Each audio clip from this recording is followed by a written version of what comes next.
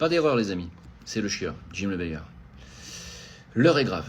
On ne parle que de ça sur Telegram, on ne parle que de ça sur X. L'arrestation de Pavel Durov, le créateur du réseau Telegram, en France. Oui, le pays des droits de l'homme et de la liberté d'expression et mon cul sur la commode. Alors, je vais vous parler un petit peu du dossier. Pavel Durov, arrêté en France. Il risque 20 ans de prison par un monsieur qui n'a toujours pas compris que les Français ne veulent plus de lui. Mais de quoi qu'on l'accuse ? Alors, il risque 20 ans de prison s'il ne coopère pas avec les autorités européennes en dévoilant et en donnant accès aux discussions des utilisateurs à la commission, c'est-à-dire nos données personnelles, tout ce qu'on a dit, tout ce qu'on a écrit. Le but, bien entendu, est de pouvoir censurer, de pouvoir, mettre la main sur l'information et ce qu'ils appellent eux-mêmes la désinformation, c'est-à-dire ce qui ne les arrange pas du tout. Alors vous allez me dire, mais non, c'est pas du tout ça. C'est parce que il comprend, la justice française considère qu'il y a une absence de modération, il n'y a pas de coopération avec les forces de l'ordre, et donc ça rend complice de trafic de stupéfiants, d'infractions pédocriminelles, d'escroqueries, trafic d'armes et machin. Ah bon ? D'accord. C'est pour ça qu'ils l'ont arrêté alors. Il risque 20 ans de prison, mais moi je vous dis honnêtement, je pense qu'il sera libéré dans quelques jours. Mais, je rappelle que l'Union européenne a dit que les Russes voulaient, puisqu'il est russe, Pavel. Les Russes voulaient mettre un petit peu leur pif dans Telegram. Et puis l'Union européenne a gueulé, ouais, les Russes essayent de faire de l'ingérence dans les libertés d'expression, mais non, c'est les Français qui l'arrêtent. Alors vous allez me dire, mais est-ce que c'est vrai ? Est-ce qu'il fait du trafic d'enfants, pédocriminels ? Attendez, bougez pas. On va d'abord s'intéresser au réseau Instagram, celui de Mark Zuckerberg. Facebook and Instagram. New Mexico's Attorney General is accusing the social media giant and its CEO, Mark Zuckerberg, of enabling child sex abuse and trafficking on its sites. Vous avez bien entendu ici que Mark Zuckerberg était soupçonné de trafic, de machin, de pédocriminalité, de trafic d'enfants, etc. par le réseau Instagram. Est-ce qu'il a déjà été arrêté ?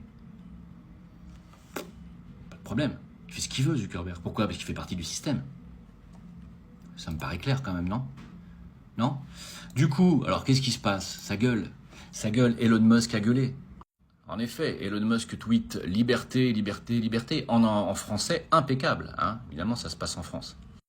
Il a également dit « Instagram, etc. ne sont pas inquiétés, pas d'arrestation pour Zuckerberg, etc. » Et donc, pourquoi est-ce qu'on arrête Pavel Durov ? C'est parce que ça les dérange que la liberté d'expression puisse circuler, tout simplement. Moralité, si tu es le créateur d'une application permettant de communiquer de façon confidentielle en 2024, ne voyage pas dans un pays totalitaire. Il y en a qui vont se réveiller avec un mal de crâne.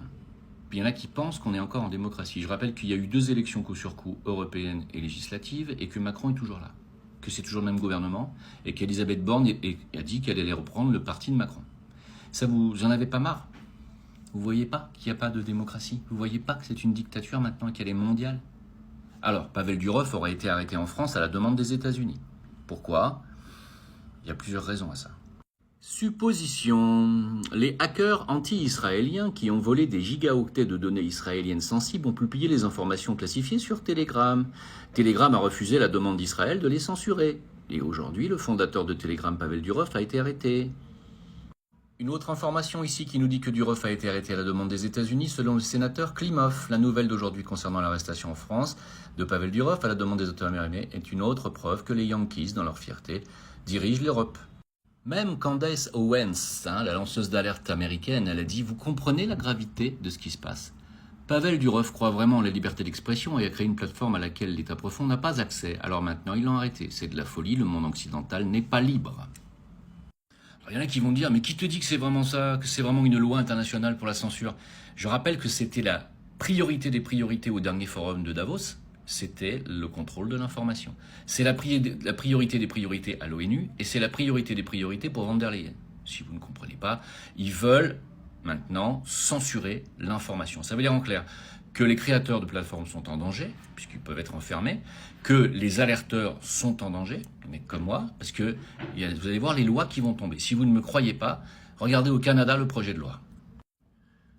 Le Canada est tombé, la loi dystopique C63. Une loi est actuellement en 2e lecture, et rien ne semble freiner sa marche inéluctable vers l'adoption. Quoi donc? Qu'est-ce que c'est que cette loi? C'est pas compliqué, mes amis, c'est une loi qui est rétroactive et sans limite de temps. Tout contenu produit antérieurement à la loi est encore disponible en ligne pourrait faire l'objet de poursuites pour propagande haineuse. Donc, par les libéraux de Trudeau, cette loi est actuellement en deuxième lecture. Sous couvert de vouloir protéger les enfants, cette loi n'est rien de moins qu'un leurre grossier.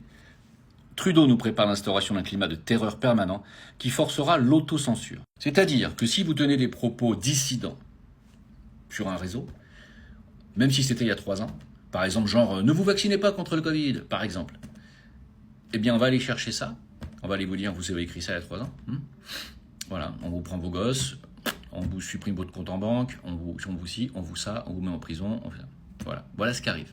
Et donc vous allez devoir vous auto-censurer, c'est-à-dire non seulement fermer vos mouilles, mais en plus aller effacer tout ce que vous avez écrit.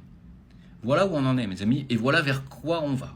Je ne dis pas que ça arrivera à se mettre en place vraiment, mais voilà ce que eux essayent de faire.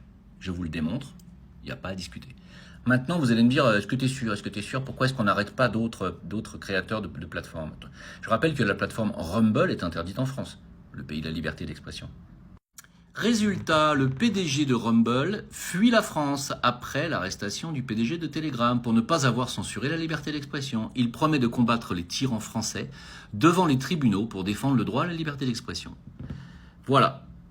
Moi, je rappelle que j'y suis sur Rumble. J'ai un compte, Jim Leveilleur, sur Rumble, mais je n'y publie plus rien puisque les Français n'y ont pas accès. Voilà, ce qui est dommage. C'était une très très bonne plateforme sans censure, très bien foutue. Voilà, et c'était gratos en plus. Hein. Donc, mes amis, nous allons vers une tyrannie. Elle n'est pas que française, elle est bien entendu aussi française. Pourquoi? Parce que Macron est un petit toutou, des tyrans américano, vous savez quoi, et il obéit aux banques centrales. Alors, je ne vais pas faire une longue vidéo, c'est juste pour vous montrer à quel point la situation s'aggrave, et elle ne s'arrangera pas parce que les peuples ne disent rien. Hein? Petit rappel. On vous dit souvent, ils sont 1% de milliardaires contre 99% de l'humanité, mais 98% s'en foutent. C'est pas ça. Ils ne sont pas 1% du tout. S'ils étaient 1%, ils seraient nombreux, ils seraient 80 millions. Ils ne sont pas 80 millions de milliardaires.